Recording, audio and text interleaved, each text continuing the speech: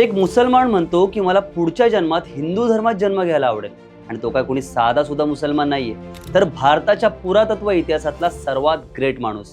त्यांचं नाव के मोहम्मद, भारताचे सर्वात बेस्ट आर्किओलॉजिस्ट. पण मी सुरुवातीला जसं म्हटलं की के मोहम्मद असं का म्हणाले की मला हिंदू धर्मात जन्म घ्यायला आवडेल, आणि त्यांना मंदिरांबाबत इतकं आकर्षण का होतं, चला हेच जाणून घेऊया. मोहम्मद हे मूळचे केरळचे. प्राचीन गोष्टींची आवड म्हणून आर्किओलॉजिस्ट म्हणूनच करिअर निवडलं. मंदिरं आणि इतर जुन्या वास्तू वाचवण्यासाठी त्यांची तळमळ त्यांच्या कामातून नेहमीच दिसून आली आहे. विचार करा, या माणसाने मंदिरं वाचवण्यासाठी चंबळमधल्या डाकूंशी मदत मागितली होती, वाळू माफियांसोबत नडला होता, इव्हन RSS कडूनही त्यांनी मदत मागितली होती. मध्य प्रदेशमधल्या बटेश्वर इथल्या तब्बल 200 प्राचीन मंदिरांचा जीर्णोद्धार त्यांनी केला. हे असे मंदिर होते जे काळाच्या ओघात मातीत गाडले गेले होते. हे क्षेत्र मात्र वाळू माफिया आणि डाकूंनी भरलेलं होतं.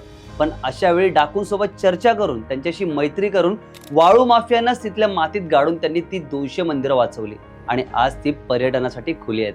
त्यांनी मल्याळम भाषेत एक पुस्तक लिहिलं होतं, जान यांना भारतीयन, म्हणजे मी एक भारतीय. या पुस्तकाच्या प्रकाशनानंतर त्यांच्यावर लेफ्ट विंग आणि त्यांच्याच मुस्लिम समुदायाच्या लोकांनी टीका करायला सुरुवात केली. यावर त्यांनी उत्तर दिलं होतं की मला कोणत्याही धार्मिक किंवा राजकीय संघटनांशी काहीच घेणं देणं नाही. मी मुसलमान असून हिंदू मंदिरांचं काम करतो, ही गोष्ट अनेकांना खटकते, पण पुरातत्वशास्त्र हीच माझी ओळख आहे, हेच माझं काम आहे. मी प्रत्येक गोष्ट पुराव्यानुसार केली आहे आणि पुराव्यानुसारच दिलेली आहे. तुम्हाला हे ऐकून शॉक बसेल की अयोध्येत जे राम मंदिर उभं राहिलंय त्यासाठी के मोहम्मद यांचं फार मोठं योगदान आहे. गेल्या 500 वर्षांपासून राम मंदिराचा लढा सुरूच होता, पण इथे मंदिरच होतं हे सिद्ध करण्यासाठी उत्खनन आणि इतर गोष्टी सुरूच होत्या. यावेळी बाबरी मशिदीच्याच जागी मंदिर होतं हे त्यांनी पुराव्यानेशी सिद्ध केलं. उत्खनन करताना त्यांना अनेक मूर्ती सापडल्या, त्या त्यांनी उजेडात आणल्या. ते सोडा, मोहम्मद यांनी आणखी एक गोष्ट यावेळी सांगितली होती की 90च्या दशकात जेव्हा बाबरी मशिदीच्या इथे उत्खनन सुरू होतं त्यावेळी 137 कामगार काम करत होते, आणि त्यातले 52 मुसलमान होते.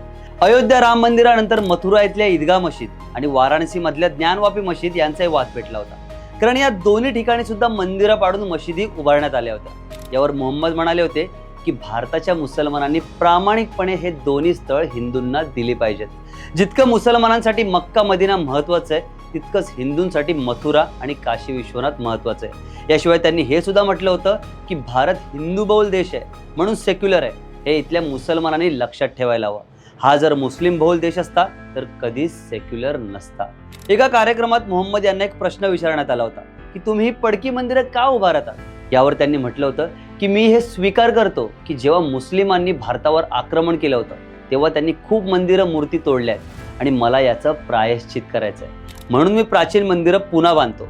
या सर्व गोष्टींमुळे त्यांना आजपर्यंत धमक्या येत आहेत, पण ते मागे हटले नाहीत. पण असं नाही की फक्त मंदिरांसाठी त्यांनी कार्य केलं. भारतातल्या अशा कित्येक आर्किओलॉजिकल साइट्स आहेत ज्या त्यांच्यामुळे उजेडात आल्या. अकबराचा इबादतखाना, फतेहपूर सिक्रीमध्ये असलेलं उत्तर भारतातलं पहिलं ख्रिश्चन चॅपेल, राजगीरमधलं बौद्ध स्तूप, वैशाली इथल्या उत्खननात महत्त्वपूर्ण संशोधन, अशी अनेक कामं त्यांनी केली. त्यासाठी सरकारने त्यांचा पद्मश्री पुरस्कारानेही सन्मान केला.